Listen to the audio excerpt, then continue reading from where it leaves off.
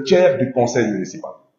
Je viens de vous citer des partis qui n'ont qu'un seul conseiller sur 100 conseillers et qui sont membres du bureau et qui sont membres de Yewwi Askan Wi. Le grand parti du président Malick Gakou n'a qu'un seul conseiller. Il est membre du bureau municipal, membre de Yewwi. Le parti du ministre d'État Habib Sy n'a qu'un seul conseiller sur 100 conseillers. Ils sont aussi membres de Yewwi Askan Wi, ils sont membres du bureau municipal. Le parti du ministre Moustapha Guirassy n'a qu'un seul conseiller sur 100 conseillers. Ils sont aussi membres du bureau municipal. Et ils étaient tous membres du premier bureau municipal aussi. Rien n'a changé. Aujourd'hui, nos collègues du PASTEF, en l'occurrence, notre ami Mokhtar Magasuba et notre grande sœur, Madame Carmeline Kassoka, ont décliné les propositions qui leur ont été faites. Ils ont refusé de siéger pour le compte et le nom du PASTEF. Maintenant, le pourquoi pour aller leur poser la question. Je le répète, ce n'est pas une garderie d'enfants ici. Lors de l'installation du premier bureau, nous n'avons pas réussi à faire rentrer la coalition Benno Bokk Yakaar. Nous avons réussi à les convaincre dans le cadre de l'installation du deuxième bureau municipal à venir servir et travailler pour le peuple de Dakar, ce qu'ils ont accepté difficilement. Je le répète, très difficilement. Mais j'en rends grâce à Dieu. Parce que une fois l'élection derrière nous, il n'y a plus de parti politique. Ce qu'il y a, il n'y a qu'un seul parti politique. Ce parti s'appelle le peuple de Dakar. Et nous avons voulu être beaucoup plus ouverts. En quoi faisant? En invitant aussi nos amis qui sont conseillers et conseillères à la ville et qui sont venus par le biais de la liste Wallu Sénégal du président Abdoulaye Wade. Nous avons invité M. Mohamedou Diop, communément appelé Ahmed Diop, qui vient de la liste Wallu de la commune de Biscuiterie, à bien vouloir aussi intégrer le bureau municipal. Donc, ces deux postes que nos amis du PASTEF ont rejetés pour des raisons qui leur sont propres, et je le répète, nous respectons leur posture. Parce que nous ne sommes pas en religion, nous sommes en politique. Ce sont ces deux postes que nous avons donnés à Benno et à Wallu. Alors, il faut qu'on puisse au moins se dire des vérités, et c'est la raison pour laquelle j'aimerais parler au peuple sénégalais. Parce qu'il y a ce que je considère comme étant de la calomnie politique. Alors, la calomnie politique, je ne donnerai pas ma définition de la calomnie, je vous inviterai à ouvrir le dictionnaire. Dans le petit Larousse, la calomnie est définie comme c'est la critique injustifiée, inventée avec le dessein de nuire à la réputation ou à l'honneur, ou c'est une accusation mensongère. C'est de ça qu'il s'agit. On ne peut pas aujourd'hui, parce qu'on est dans une situation difficile, une injustice que nous avons vécue bien avant eux, une situation que nous avons connue bien avant eux, et vous êtes tous des témoins, vouloir aujourd'hui dire, parce que peut-être nous allons être empêchés de pouvoir continuer à évoluer sur le plan politique, toutes les personnes qui ne sont pas prêtes à se soumettre à notre volonté, qui ne sont pas prêts à nous soutenir, qui ne sont pas prêts à oublier leurs ambitions, ces gens sont des traîtres. Je m'adresse au peuple de Dakar. Je ne polémiquerai avec personne. Je vais vous dire c'est quoi un traître. Un traître, c'est celui avec lequel vous vous êtes battu. Vous avez cheminé. Vous vous êtes sacrifié. Et qui vous a dit, et qui a dit au peuple sénégalais, qu'il fera tout pour que vous soyez candidat à l'élection présidentielle.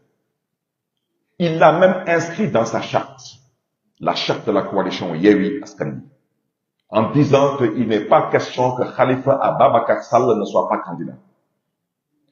Et subitement, cette personne décide de changer d'avis. Nous partons à l'Assemblée nationale. Nous devons voter une loi pour la réhabilitation de M. Khalifa Ababakar Sall. Eh bien, ces gens qui se disent être nos alliés, mais qui en vérité sont des traîtres, c'est de ça qu'il s'agit, décident qu'eux, ils vont introduire un recours pour que M. Khalifa Sall ne soit pas candidat. Parce que eux, ils viennent de découvrir l'injustice du monde politique. Mais je voudrais dire à nos amis que ce qu'on a dit hier, on le répète aujourd'hui. Nous, on ne croit pas en l'affaire Sweet Beauté. On considère que c'est de l'injustice. On ne considère pas aujourd'hui qu'il y a un quelconque mal qui a été fait concernant le rapport du PRODAC ou le pré-rapport du PRODAC. On considère que c'est encore de l'injustice. Ce qui se passe actuellement, nous considérons que c'est injuste parce que nous considérons qu'en 2023, la démocratie sénégalaise aurait dû dépasser le stade de chercher à dissoudre un parti politique. Mais je rappelle qu'un parti politique, c'est aussi soumis à des lois et à des règles.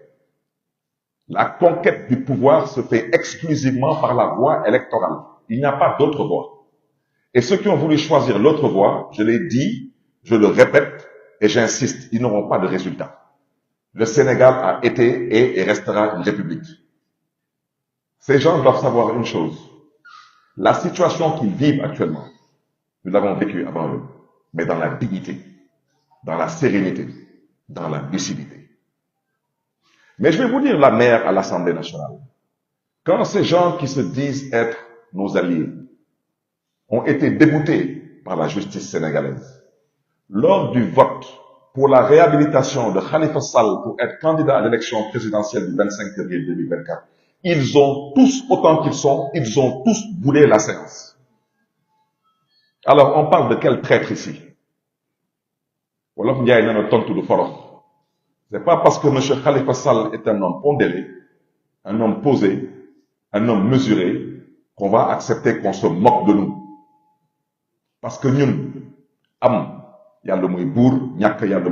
nous ne sommes pas obnubilés par une élection. Nous avons été exclus du Parti socialiste sous vos yeux, à vous tous autant que vous êtes. Pour le même principe pour lequel on se bat aujourd'hui. Ceux qui sont là à s'exciter aujourd'hui, quand on était exclus du Parti socialiste, ils n'existaient pas dans le champ politique sénégalais. Mais s'ils n'ont pas l'honnêteté intellectuelle de reconnaître que notre mise à l'écart a contribué à leur émancipation, ça, on laissera le soin au peuple sénégalais de pouvoir apprécier. Monsieur Khalifa Sall est votre allié. Monsieur Khalifa Sall n'est pas votre ennemi. Les enfantillages qui sont passés hier dans la salle du conseil municipal, lors de l'élection du bureau municipal, je le répète, je suis la personne morale de ce bureau et de ce conseil. Et on ne m'a pas confié une garderie d'enfants. Je n'ai pas le temps de gérer, moi, excusez-moi l'expression, des rancuniers, des haineux, des gens qui portent en banlieue la haine. J'ai pas que ça à faire. J'ai été élu pour servir Dakar. Je gère un budget de 50 milliards de francs CFA. Et j'ai une obligation de résultat. Je ne suis pas là pour gérer des gens. Je vais vous donner un autre exemple. On parle de traître. Parce que il semble que personne n'ait vu ce qui s'est passé à l'Assemblée nationale. Je ne critique personne. Je critique pas la presse, je critique personne. Mais personne n'a apparemment vu ce qui s'est passé à l'Assemblée nationale. Mais pendant qu'on y est, personne n'a aussi vu ce qui s'est passé à Dieuppeul, Derklé Castor, où le premier adjoint s'appelait plus ou moins Monsieur Ibrahim Ndiaye, il est là présent en chemise rouge. C'est le premier adjoint qui a été élu et qui suivait le maire Cheikh Gueye lors de l'installation du premier bureau municipal. Lequel bureau aussi a été attaqué en justice. Une décision de la Cour d'appel a donné injonction au maire Cheikh Gueye de reprendre la composition du bureau municipal. Ils sont partis au vote. La première adjointe, à l'heure où nous parlons, elle est première adjointe de PASTEF. Vous pouvez aller vérifier. Monsieur Ibrahim Ndiaye, qui est de Tahaou, Sénégal, a été élu deuxième adjoint après 3 tours de vote. 3 tours de vote. Vous n'avez jamais entendu les gens de Taxawu Sénégal parler de trahison ou d'éviction. Il faut apprendre à être élégant. Quelles que soient les épreuves, il faut apprendre à être grand. Donc, je ne parlerai pas du cas des HLM. Allez vérifier, vous êtes là, les archives sont là. Vous n'avez entendu personne de Taxawu Sénégal parler d'éviction ou d'injustice ou de trahison. Et ceux qui entretiennent ce jeu aujourd'hui, ils n'ont qu'un seul objectif, c'est de décrédibiliser la candidature d'un homme qui a été victime d'une injustice notoire. Le seul tort qu'il a commis, c'est de nourrir une ambition de servir son peuple. Il a été mis en prison pendant 2 ans et demi. Et cet homme-là, je voudrais dire une chose, il a 20 ans de plus que moi, il perd mon père. Vous ne l'avez jamais entendu se plaindre.